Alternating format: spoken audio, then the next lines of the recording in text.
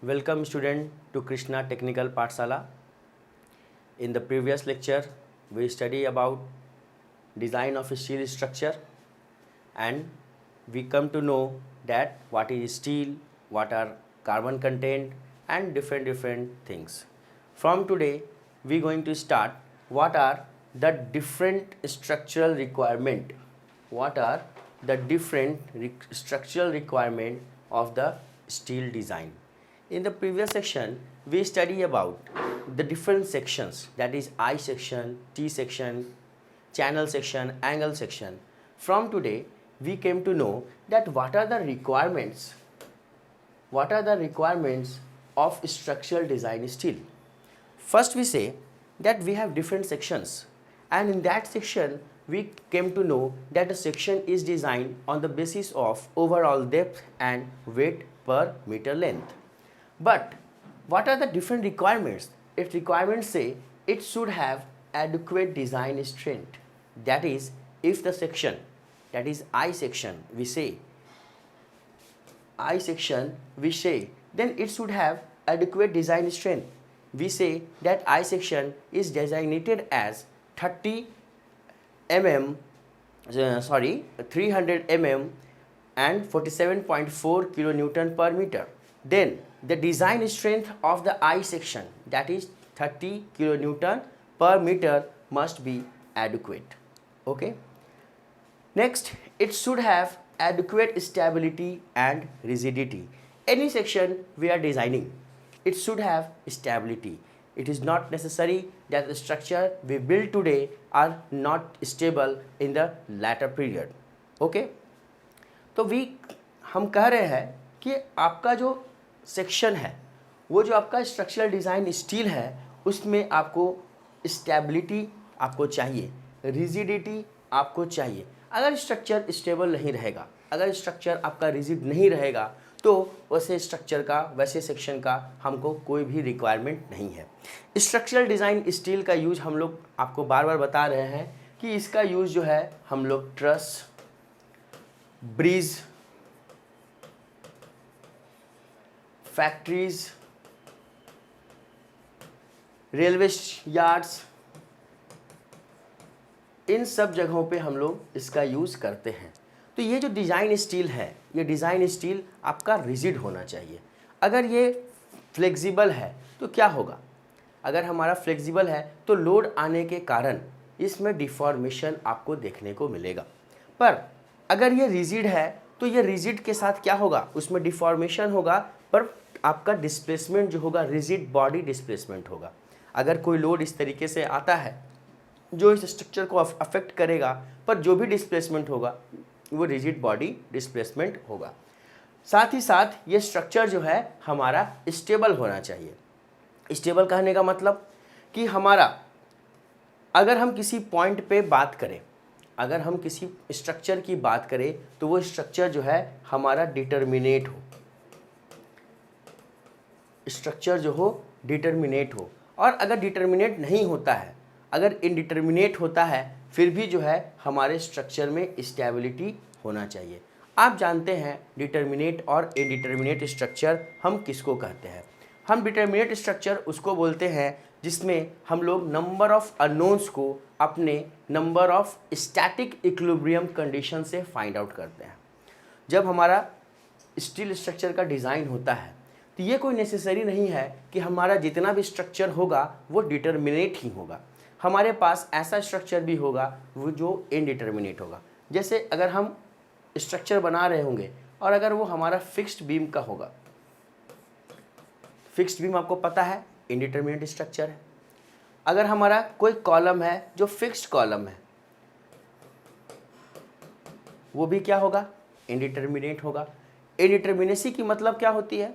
आप टॉस में पढ़े होंगे कि इनडिटर्मिनेट का मतलब होता है कि जब हम उसके रिएक्शंस को, उसके नंबर ऑफ अननोन्स को स्टैटिक इक्विलिब्रियम कंडीशन से फाइंड आउट नहीं कर पाते.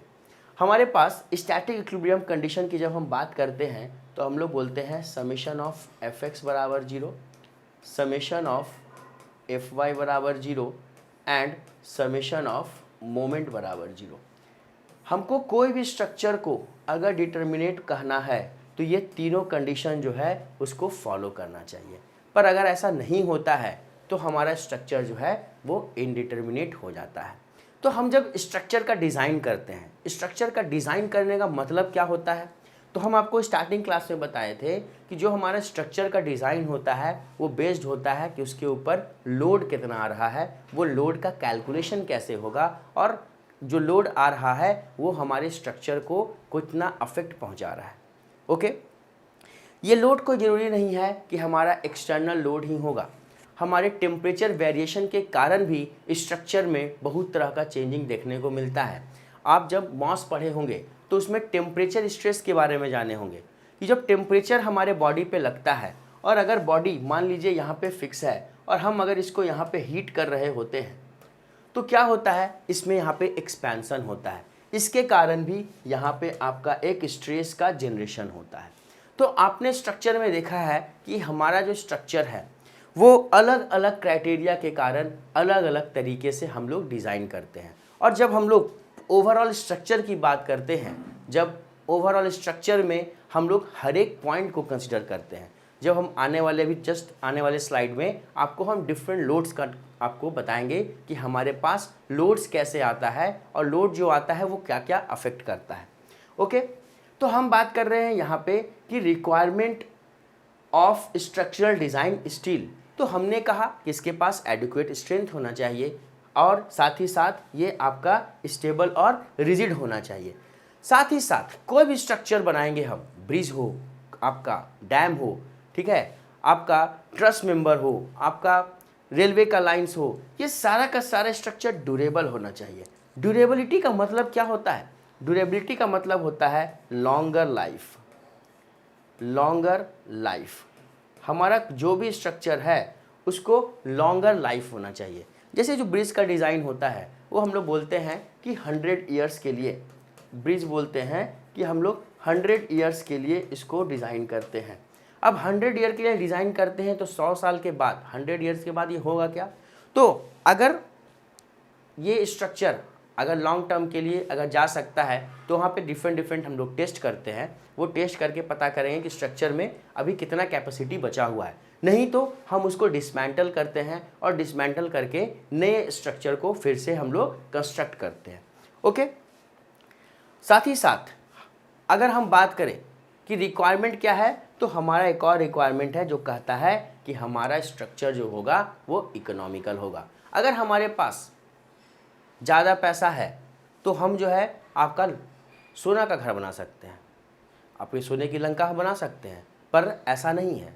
हम लोग जो भी स्ट्रक्चर को बनाते हैं वो हम इकोनॉमिकल पॉइंट ऑफ व्यू से बनाते हैं, ताकि कोई भी आपका जो प्रोजेक्ट है उसमें जो कॉस्ट ऑफ कंस्ट्रक्शन लगने वाला है वो कंस्ट्रक्शन कॉस्ट जो है उसको हम कम रख सकें। ठीक है, तो हमारा जो डिज़ाइन होगा, जो हमारा रिक्वायरमेंट होगा, उसमें ये चारों पॉइंट जो है आपके लिए इम्पॉर्टेंट है। इस पॉइंट को आप लिख सकते हैं। आपके एग्ज़ाम में इस तरीके से ऑब्जेक्टिव में या आपके जो 4 नंबर्स के जो क्वेश्चन आते हैं शॉर्ट आंसर्स, उसमें ये क्वेश्चन आ सकता है, what are the requirement of structural design steel? Then you must write it should have adequate strength and durability, it should have adequate stability and rigidity, it should be durable, it should be economical. Okay student, now what are the different structural member? अब आपके दिमाग में आता है कि ठीक है sir, आपने बताया रिक्वायरमेंट, आपने बताया चैनल को सेक्शन को डिज़ाइन करना कि हम लोग कौन कौन सा सेक्शन लेकर के अपने स्टील के स्ट्रक्चर को आगे लेके जा सकते हैं, पर हमारे पास कौन कौन सा इंपॉर्टेंट स्ट्रक्चरल मेंबर है? तो हमारे पास है टेंशन मेंबर जिसको हम टाइज मेंबर बोलते हैं, हमारे पास है कंप्रेशन मेंबर जिसको कॉलम स्ट्रट बोलेंगे, और हम लोग बोलेंगे फ्लेक्सर मेंबर जिसको बीम एंड गर्डर बोलेंगे। अब ये टेंशन मेंबर हमको कहाँ कहाँ देखने को मिलेगा? मान लीजिए अगर हमारे पास इस तरीके से एक पर्लिन्स का डिज़ाइन किया हुआ है ट्रस का, ठीक है, और ये ट्रस जो होता है ये हमारा पिन जॉइंटेड स्ट्रक्चर होता है। ये हमारा ट्रस जो होता है ये पिन जॉइंटेड स्ट्रक्चर होता है। तो यहाँ पे ये सारा का सारा टाइज के रूप में काम कर रहा है, इसको हम टाइज मेंबर कहेंगे। कंप्रेशन मेंबर जो हमारा कॉलम होता है, ठीक है। अब हम लोग जब कॉलम कंस्ट्रक्ट करते हैं तो ये जो कॉलम है ये हमारा कंप्रेशन मेंबर है। क्यों? क्योंकि यहाँ पे जो लोडिंग आ रहा है हमारा, ये लोडिंग इसको क्या कर रहा है, कंप्रेस करने की कोशिश कर रहा है। आपके घर में भी आपका कॉलम बना हुआ है, आपके घर में बीम है, आपके घर में स्लैब है। आप देखते हैं कि स्लैब और बीम का जो आपका लोड है, जो आपका वेट है, वो ट्रांसफ़र कहाँ पे हो रहा है, कॉलम पे। और कॉलम क्या होता है हमारा, वर्टिकल मेंबर होता है। कॉलम जो होता है वो वर्टिकल मेंबर होता है। अब वर्टिकल मेंबर होने के कारण जो भी इसके ऊपर लोडिंग आएगा वो लोडिंग क्या करेगा, इसको डाउनवर्ड डायरेक्शन में कंप्रेस करेगा। ओके, नीचे से जो आपका फाउंडेशन होगा वो अपना एक अलग लोड इसके ऊपर लगाएगा। तो दोनों साइड से ये क्या होता है, हमारा कंप्रेस होता है, इसलिए हम इसको बोलते हैं कंप्रेशन मेंबर। इस कॉलम में अगर कंप्रेशन हो रहा है तो जब स्टील हम लोग पढ़ते हैं तो स्टील में हमारे पास एक इफेक्ट होता है कॉलम का, जिसको हम बोलते हैं बकलिंग, जिसको हम बोलते हैं बकलिंग। अब ये बकलिंग क्या है? बकलिंग क्या होता है कि जब हमारा कॉलम इस तरीके से लोडिंग इस पे आ रहा है तो ये अगर आपका लोड को सस्टेन नहीं कर पाता है तो कुछ इस तरीके से डिफॉर्म करता है, कुछ इस तरीके से हमारा डिफॉर्म करता है। तो इसको हम यहाँ पे जो इसका जो शेप एंड साइज जो आपका चेंज हुआ, इसको हम बकलिंग नाम देते हैं। आप ट्रांसपोर्टेशन इंजीनियरिंग 1 में, रेलवे में आप बकलिंग ऑफ रेल्स के बारे में पढ़े होंगे। जब हमारा टेम्परेचर का वेरिएशन होता है तो हमारा रेलवे लाइन जो है वो बकल कर जाता है। यहाँ पे भी अगर टेम्परेचर का इफेक्ट हो, लोडिंग का इफेक्ट हो, उसके कारण हमारा जो कॉलम है वो बकल कर सकता है। ये बकलिंग ऑफ कॉलम जो है इसका एक प्रॉपर्टीज़ है, एक इसका डिज़ाइन क्राइटेरिया है। ओके, अब आते हैं फ्लेक्सर मेंबर में। फ्लेक्सर का मतलब क्या होता है, बेंडिंग। हम लोग पढ़े हैं फ्लेक्सर का मतलब होता है बेंडिंग। ओके, अब जो बीम है हमारा, जो हमारा गर्डर है, इसको हम बोलते हैं फ्लेक्सर मेंबर। अब ये फ्लेक्सर मेंबर क्यों है? आप देखिए कि अगर हमारे पास इस तरीके से बीम है, ओके सॉरी, अगर हम कहते हैं यहाँ पे, चलिए इस तरीके से हमारा एक बीम है। अब इसके ऊपर हमको पता है यहाँ पे एक मोमेंट इस तरीके से लग रहा होगा। अगर ये मोमेंट लग रहा होगा और यहाँ पे एक लोडिंग आ रहा होगा तो ये हमारा जो बीम है कुछ इस तरीके से जाएगा। ठीक है, तो यहाँ पे इसका क्या हुआ है, ये इतना इसका डिफ्लेक्शन हुआ है। ठीक है, अब बीम जो है, हमारा जो बीम है वो बेंड करने की कोशिश करता है। आपके जो जितने भी मेंबर दिखते हैं, ठीक है, ये बीम में क्या होता है, बेंडिंग का इफेक्ट आता है। ये जो है इस तरीके से घूमने की कोशिश करेगा। तो इसको मान लीजिए अगर हम लोड को बोलते हैं, ये यहाँ पे लग रहा है तो ये इसको नीचे की ओर दबाने की कोशिश कर रहा है। हो सकता है ये वाला जो सपोर्ट है ये उठ करके यहाँ आ जाए, है ना। इस टाइप से चीज़ें हो सकती हैं, जिसको हम सिंकिंग ऑफ सपोर्ट के नाम से जानते हैं। तो ये क्या कर रहा है, इसको रोटेशन देने की कोशिश कर रहा है। अब रोटेशन देने की कोशिश कर रहा है तो इधर वाला रोड इसको ऊपर लेके जाने की कोशिश कर रहा है। तो ये क्या कर रहा है, इसमें बेंडिंग हो रहा है।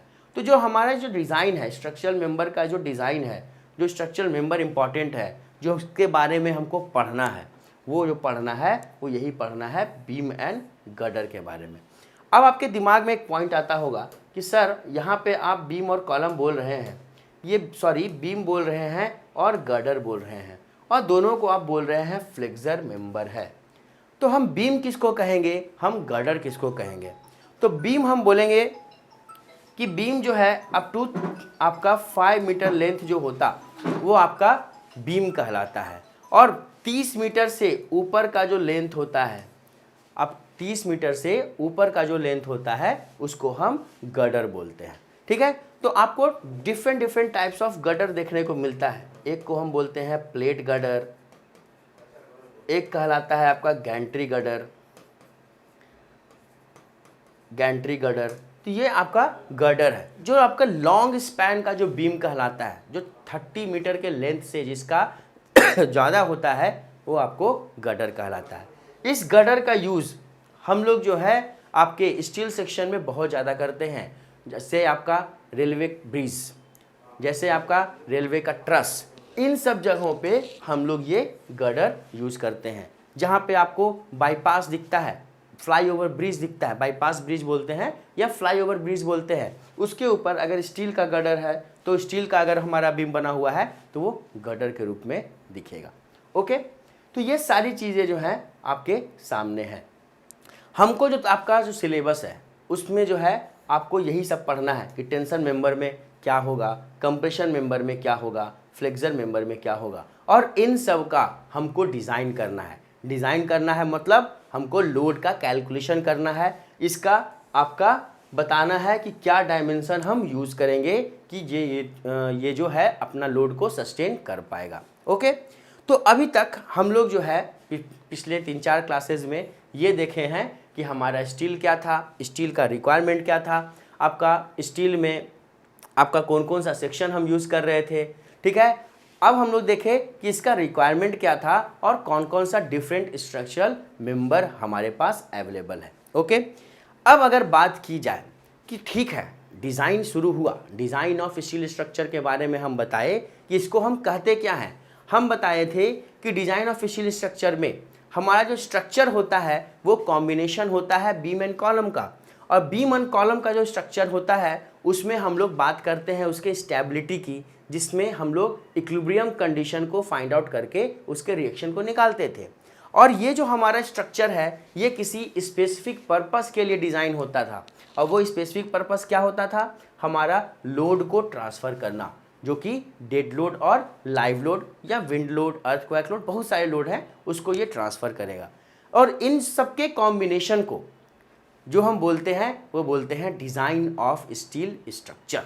ओके, अब आते हैं हम लोग कि हमारा ये जो स्ट्रक्चर के ऊपर जो लोड आ रहा है ये लोड कैसा है, कौन कौन से टाइप का है। ठीक है, तो कहते हैं कि जो हमारा लोड है जो स्ट्रक्चर के ऊपर आता है वो आपका डेड लोड हो सकता, वो आपका लाइव लोड हो सकता, वो आपका विंड लोड हो सकता, वो आपका अर्थक्वेक लोड हो सकता। ठीक है, अब ये डेड लोड क्या है, अब आपके दिमाग में आता होगा कि ये डेड लोड क्या होगा। तो आपको हम पहले क्लास में बताए थे कि डेड लोड जो था वो आपका सेल्फ वेट होता है हमारे स्ट्रक्चर का, जो हमारे स्ट्रक्चर है उसका सेल्फ वेट। तो यहाँ पे भी हमने बताया है कि dead load means the weight of the structure itself, इसी को हम लोग सेल्फ वेट बोलते हैं, इसी को हम लोग सेल्फ वेट बोलते हैं। अब आप सोचते होंगे कि सर ठीक है हमारे पास तो अलग अलग टाइप का स्ट्रक्चर है, हम कहीं पे कंक्रीट स्ट्रक्चर यूज़ करते हैं, कहीं पे स्टील स्ट्रक्चर यूज़ करते हैं, तो फिर हम ये डेड लोड को कैलकुलेट कैसे करेंगे। तो डेड लोड को कैलकुलेट करने के लिए हम लोग डेंसिटी, जो आपका यूनिट वेट डेंसिटी जो है उसका यूज़ करते हैं। ठीक है, और उसमें हम लोग वॉल्यूम को मल्टीप्लाई कर देते हैं, और अगर यूनिट डेंसिटी अगर डेंसिटी जो है आपका अगर मीटर क्यूब में दिया हुआ किलो न्यूटन पर मीटर क्यूब तो वॉल्यूम से मल्टीप्लाई करेंगे, अगर यूनिट वेट किलो न्यूटन पर मीटर स्क्वायर में दिया हुआ है तो एरिया से मल्टीप्लाई करेंगे। इस तरीके से हम लोग वेट को कैलकुलेट कर सकते हैं। जैसे आपको पता है कि हम लोग जो है कंक्रीट का, अगर हम लोग बात करें कंक्रीट का अगर यूनिट वेट बात किया जाए तो वो होता है हमारा 2500 kg पर मीटर क्यूब। कंक्रीट का अगर बात किया जाए तो उसका यूनिट वेट ऑफ कंक्रीट जो है 2500 kg पर मीटर क्यूब होता है।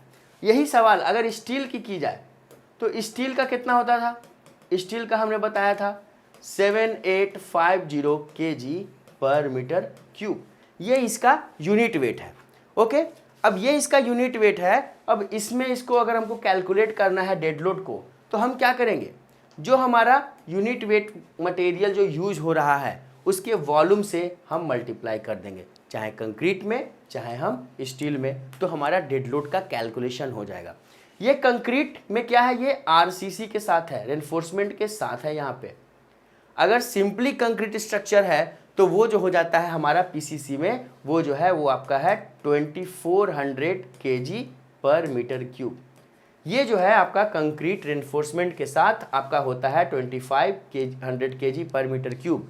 अगर हम इसको किलो न्यूटन में कन्वर्ट करें तो ये हो जाता है 25 किलो न्यूटन पर मीटर क्यूब, ये हो जाता है 78.5 किलो न्यूटन पर मीटर क्यूब, और ये हो जाता है आपका 24 किलो न्यूटन पर मीटर क्यूब।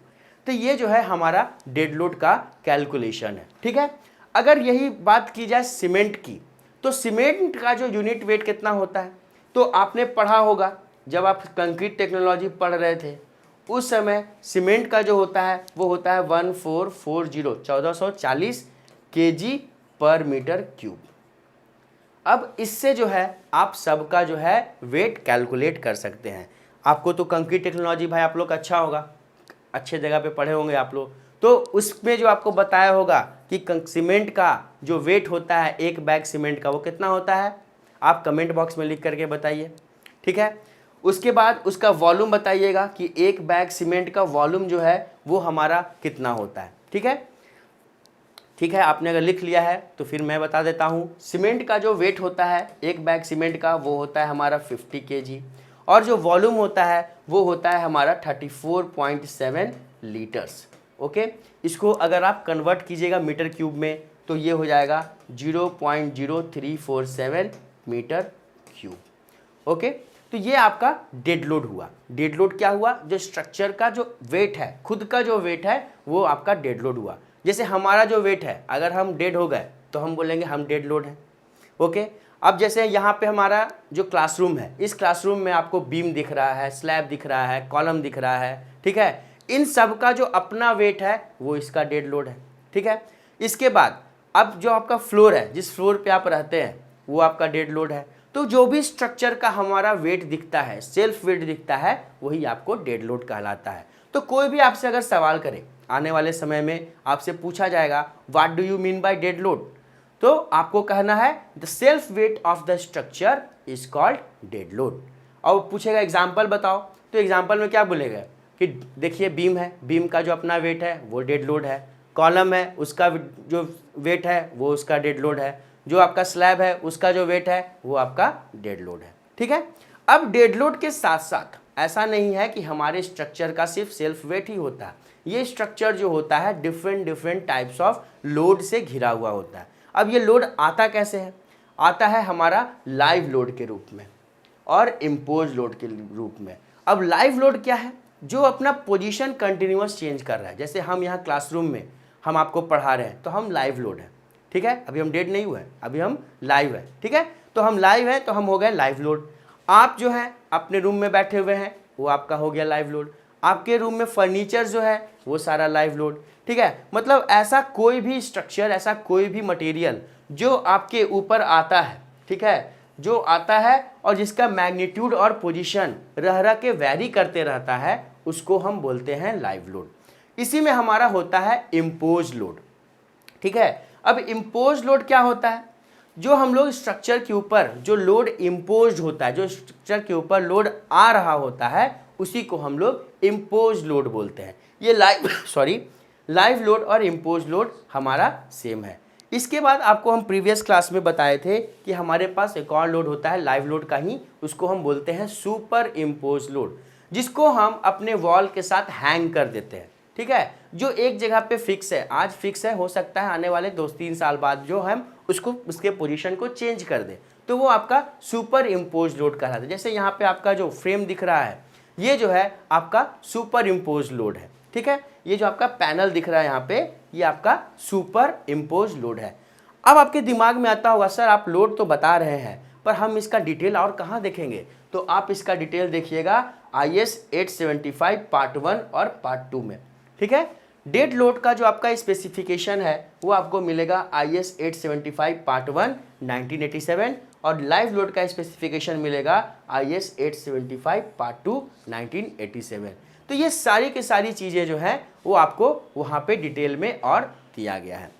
अब हम लोग ऐसा नहीं है कि सिर्फ डेड लोड और लाइव लोड पे ही कॉन्सेंट्रेट करते हैं, हमारा जो स्ट्रक्चर है उसके ऊपर विंड लोड भी आता है। अब अगर तेज़ हवा बहती है तो वो भी हमारे स्ट्रक्चर को डैमेज कर सकता है, पर कितना हाइट तक। हम विंड का डिज़ाइन कैसे करेंगे, हम विंड का वेलोसिटी कैसे निकालेंगे, तो वो सारा का सारा जो क्राइटेरिया है वो हम लोग देखते हैं विंड लोड में। ये हमारा जो IS 875 पार्ट 3 1987 वो बोलता है कि हमारा विंड लोड किस तरीके से होगा, उसका डिज़ाइन, विंड स्पीड हम कैसे निकालेंगे, विंड प्रेशर कैसे निकालेंगे और कहाँ तक बोलेंगे कि हमारा जो आपका विंड स्पीड है जो कांस्टेंट है, ठीक है। तो इसके लिए अलग अलग क्राइटेरिया है। जैसे बात करते हैं डिज़ाइन विंड स्पीड, तो हमारा जो डिज़ाइन विंड स्पीड है उसको हम बोलते हैं VZ। ठीक है, मान लीजिए हमारे पास ये एक स्ट्रक्चर है इस तरीके से, और इधर से हमारी तेज़ हवा बह रही है।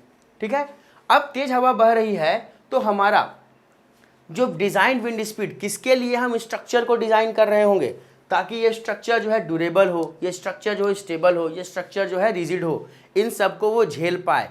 तो वो निकलता है हमारा VZ बराबर VB into K1 into K2 into K3 से। अब यहाँ पे VZ क्या है? VZ जो है वो आपका डिज़ाइन विंड स्पीड है। ठीक है, जो हम डिज़ाइन विंड स्पीड कंसिडर करने वाले हैं उसको हम VZ बोल रहे हैं। इसके बाद VB क्या है? तो VB जो है वो हमारा है बेसिक विंड स्पीड। ठीक है, VB जो है वो है हमारा बेसिक विंड स्पीड, मतलब जो हम जिसको आधार मान करके हम डिज़ाइन करने जा रहे हैं विंड स्पीड को, वो है हमारा बेसिक विंड स्पीड। और K1 क्या है? ये सब आपका प्रोबेबिलिटी फैक्टर है, रिस्क कोफिशिएंट है कि भाई अब स्ट्रक्चर के ऊपर विंड लोड आ रहा है तो रिस्क तो होगा स्ट्रक्चर के डैमेज होने का, तो भाई कुछ ना कुछ फैक्टर कंसिडर करेंगे। हम लोग इंजीनियर हैं, हम लोग हर चीज़ को अजम्पशंस कर करके कुछ ना कुछ कोफिशिएंट लेकर के हम स्ट्रक्चर का डिज़ाइन कर लेते हैं। उसके बाद अब ये K2 क्या है? यहाँ पे ये जो है हमारा स्ट्रक्चर का हाइट कितना है। ठीक है, स्ट्रक्चर का साइज फैक्टर क्या है, किस टेरेन पे है, प्लेन रीजन में है, हिली रीजन में है, माउंटेनियस रीजन में है, स्टीप रीजन में है, तो उसकी बात करते हैं। कितना हाइट पे है उसकी बात करते हैं, और स्ट्रक्चर का साइज फैक्टर क्या है इसकी बात करते हैं। तो ये जो है हमारा K2 यहाँ पे ये इसको डिफाइन करता है। इसके बाद K3 ये जो है हमारा टोपोग्राफी का फैक्टर है कि हमारा जो नेचुरल फीचर्स जिसके बगल में हम स्ट्रक्चर बनाए हैं वहाँ पे हो सकता है स्ट्रक्चर, जैसे हम ब्रिज बना रहे हैं, ब्रिज किसके ऊपर है? रिवर के ऊपर। तो रिवर के ऊपर है तो वहाँ पे भी विंड स्पीड आएगा। जो आपका जो वेव बनता है, वेव का फॉर्मेशन किसके कारण होता है? विंड के कारण होता है। तो ये जो विंड स्पीड आएगा, अब ये जो टोपोग्राफिकल फैक्टर हमको उसमें कंसिडर करना होगा। तो हम लोग कर ही क्या रहे हैं? डिज़ाइन विंड स्पीड ही तो निकाल रहे हैं। उसके लिए हम लोग टोपोग्राफी में उसका नेचुरल स्ट्रीम ले सकते हैं। ठीक है, अब मान लीजिए आप हिली रीजन पे जाते हैं, वहाँ पे किसी स्ट्रक्चर को बनाते हैं, जैसे आपका ओवरहेड टैंक। अभी के समय में आप देखते होंगे कि जितने भी बड़े बड़े सिटीज़ हैं, तो हम लोग जो डैम या रिजर्वायर जो कंस्ट्रक्ट करते हैं वो कहाँ पे कंस्ट्रक्ट करते हैं? आपका हिली रीजन में कंस्ट्रक्ट करते हैं, ताकि वाटर वहाँ पे हम स्टोर करें और अंडर ग्रेविटी उसको हम टाउन में अपने सिटी में लेकर के आएँ। तो वो हमारा क्या होगा वहाँ पे? वो भी टोपोग्राफी फैक्टर है। ओके, अब मान लीजिए पाउंड्स है, ठीक है, और आपको वहाँ पे कोई स्ट्रक्चर कंस्ट्रक्ट करना है तो वो भी देखना है आपको। तो ये सारी की सारी चीज़ें जो हैं ये हम लोग इस डिज़ाइन विंड स्पीड में कंसिडर करते हैं। अब रहा सवाल कि विंड स्पीड तो है, विंड अपना स्पीड से आ रहा है, विंड का अपना स्पीड लगा रहा है, तो विंड का प्रेशर भी तो होता है। आपको पता है एटमॉस्फेरिक प्रेशर होता है। ओके, हमको पता है कि हम लोग जो है प्रेशर से घिरे हुए हैं, हमारे चारों तरफ प्रेशर लग रहा है, तो स्ट्रक्चर के ऊपर भी तो प्रेशर लग रहा है। तो स्ट्रक्चर के ऊपर जो विंड प्रेशर लगता है वो होता है PZ बराबर 0.6 VZ का स्क्वायर। ये है 0.6 VZ का स्क्वायर। ये है हमारा डिज़ाइन विंड प्रेशर। हमको इतना विंड प्रेशर जो है आपको लगेगा और हम इसी का डिज़ाइन करते हैं। ओके, अब रहा सवाल कि ठीक है सर, आप यहाँ तक तो बोले कि आप डिज़ाइन विंड स्पीड निकाल दिए, ठीक है, आपने विंड प्रेशर कैलकुलेट कर दिया, पर हम सर कितने हाइट तक कांस्टेंट रखेंगे? तो अगर मान लीजिए हमारे पास कोई स्ट्रक्चर इस तरीके से है और इधर से इसमें विंड लग रहा है, तो हम कहते हैं अगर स्ट्रक्चर का हाइट 10 मीटर तक है, उस समय तक हमको जो है आपका जो डिज़ाइन विंड स्पीड है वो कांस्टेंट कंसिडर करेंगे। ग्राउंड लेवल से, जो हमारा मीन ग्राउंड लेवल से अगर हमारा 10 मीटर का हाइट है, उस समय हमारा जो है वो कांस्टेंट रहेगा। ओके, ये चीज़ हो गया। तो हम लोग जो है अभी देखें आपका विंड लोड क्या होता है और विंड लोड को कौन सा IS डील करता है। इसमें डिज़ाइन विंड स्पीड क्या होता है, डिज़ाइन विंड प्रेशर क्या होता है, और आपका कहाँ तक डिज़ाइन विंड स्पीड जो है वो कांस्टेंट होता है। अब अगला जो हमारा लोडिंग कंडीशन आता है वो लोडिंग कंडीशन है हमारा अर्थक्वेक लोड और स्नो लोड। ठीक है, अब आपको स्नो लोड की बात करें तो स्नो लोड कहाँ दिखता है? तो हमको जितने भी कोल्ड रीजन है जहाँ पे स्नोफॉल होता है, जहाँ पे आइस हमको देखने को मिलता है, वो जो है हमारा है स्नो लोड। आप देखते होंगे कि जितने भी आपके हिली रीजन में जहाँ पे स्नोफॉल होता है वहाँ का जो स्ट्रक्चर हम बनाते हैं वो स्ट्रक्चर कुछ इस तरीके से बनाते हैं, ठीक है, ताकि हम स्नो लोड को मिनिमाइज कर सकें, ठीक है। तो स्नो लोड में क्या हुआ, ये आइस हुआ। हम इस तरीके से बात कर रहे हैं कि आप जो स्ट्रक्चर होगा वो ऐसा रेक्टेंगुलर ट्रायंगुलर शेप में बना होगा। अब ये दिखेगा कैसा, तो इसके लिए देखिए आप यहाँ पे इसमें देखिए ये आपका डिफरेंट टाइप का स्नो लोड यहाँ पे आपको दिख रहा है। ओके, ये जो है आपको डिफरेंट टाइप का स्नो लोड जो है आपको स्ट्रक्चर के ऊपर दिख रहा है। जैसे यहाँ पे देखिए ये आपका पूरा स्नो से भरा हुआ है, यहाँ पे आपका आ रहा है। फिर आप देखिए इसमें इस फिगर में भी यहाँ पे भी आपका स्नो बना हुआ है। तो ये सारा का सारा लोड जो है आपके घर के ऊपर आ रहा है। हमको जो डिज़ाइन करना होता है इसके लोड को भी हम डिज़ाइन करते हैं। ओके, अब बात करते हैं कि हमारा IS कौन सा है जो स्नो लोड को डील करेगा। तो वो है IS 875 पार्ट 4। वो जो है हमारा IS है 875 पार्ट 4। ओके, तो यहाँ पे हो गया आपका स्नो लोड को डील करने वाला IS 875 पार्ट 4। तो ये हमारा क्या हुआ, अभी तक जो हम देख रहे हैं डेड लोड, लाइव लोड, आपका स्नो लोड, विंड लोड, ये सारा का सारा आपको इस तरीके से देखने को मिलेगा। अब रहा सवाल, हमारा सबसे इम्पॉर्टेंट एक और लोड होता है जो उसको हम कंसिडर करते हैं, वो कहलाता है हमारा सिस्मिक लोड और अर्थक्वेक लोड, ठीक है। अब ये सिस्मिक लोड और अर्थक्वेक लोड हमारा स्ट्रक्चर के ऊपर आएगा तो क्या इफेक्ट करेगा, ठीक है। तो आपको पता है, ठीक है, आपको पता है कि आपका जो स्ट्रक्चर है, ठीक है, इसके ऊपर आए दिन आपका अर्थक्वेक आते रहता है, हमको भूकंप के झटके लगते रहते हैं।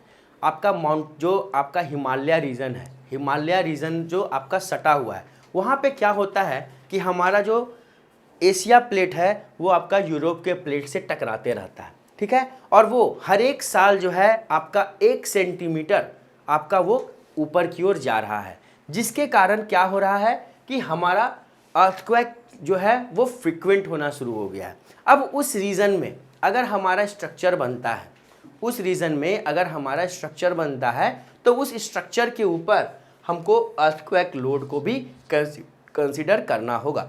और ये अर्थक्वेक लोड के लिए हम कौन सा IS पढ़ते हैं, वो पढ़ते हैं IS 893 1962, ठीक है। ये जो है आपको अर्थक्वेक लोड के बारे में बताता है। पहले डिप्लोमा के सिलेबस में आपको जो है अर्थक्वेक रेजिस्टेंस बिल्डिंग के बारे में कंक्रीट टेक्नोलॉजी 2 नाम का सब्जेक्ट था, उसमें पढ़ना था। पर अब न्यू सिलेबस के अकॉर्डिंग हमको जो है अर्थक्वेक रेजिस्टिंग बिल्डिंग को हटा दिया गया है, ठीक है। उसमें जो है हम लोग आपको ये डील करते थे। अब रहा सवाल कि भारत में जो आपका ये है, ठीक है, भारत में जो आपका लोडिंग जोन है, अर्थक्वेक का जोन है, वो कितना जोन है, तो वो हमारे पास 4 जोन है। पहले ये जो था वो 5 था। पहले क्या था, ये हम लोग क्या किए थे, हमारे पास जोन था 1 2 3 4 और 5। पर बाद में क्या किया गया, ये 1 और 2 को मर्ज कर दिया गया। ओके, 1 और 2 को मर्ज कर दिया गया। तो मर्ज करने के कारण क्या हुआ कि जोन कितना बच गया, अब जोन बच गया हमारे पास 4, ठीक है। तो आपसे जो है SSC JEE में इस तरीके का भी सवाल पूछ सकता है, how many different types of earthquake zone in India. तो हम लोग कह सकते हैं, हमको जवाब क्या देना है, वहाँ पे आपका ऑप्शन रहता है 3 4 5 और 6। तो पहले के अकॉर्डिंग अगर आप जाएंगे आंसर करने तो आप मारते 5, पर अभी रिसेंट के हिसाब से हमारे पास कितना जोन है, तो वो जोन है 4, ठीक है। इस तरीके से आपका क्वेश्चन बनता है। अब अर्थक्वेक रेजिस्टेंस बिल्डिंग बनाने के लिए हमको जो है बहुत सारे फैक्टर को कंसिडर करना पड़ता है, और हम जो IS पढ़ते हैं वो हमारा पढ़ते हैं IS 893 1962।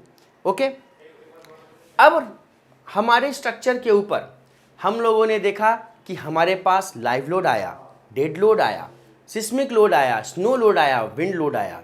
क्या इस स्ट्रक्चर के ऊपर टेम्परेचर, वाइब्रेशन, उसके बाद फैटिग, इम्पैक्ट और साथ ही साथ हमारा क्रीप, इन सब का भी कोई इफेक्ट होगा?